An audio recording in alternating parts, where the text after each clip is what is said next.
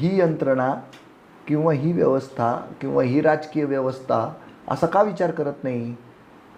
जर KG to PG मोफत दर्जेदार गरजेचं जर शिक्षण दिलं तर तुम्हाला वाटतं का आरक्षणाची गरज आहे? मोफतमध्ये जर दिलं तर तरी KG to PG तुम्हाला ज्या ब्रँचला जायचं त्या ब्रँचला जा.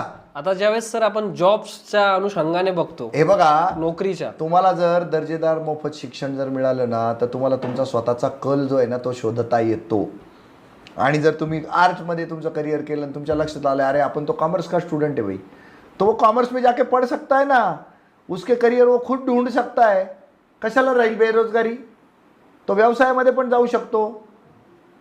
पण आज शिक्षणावरच तर फल्लक होत असेल तर त्याच्या मेंदूचे कवाड बंद होऊन जातात ना. म्हणून ते आरक्षण बोंबलायला लागतो ना. तर हे सगळं मोफत द्यायला पाहिजे. दर्जेदार शिक्षण हे संविधानानंच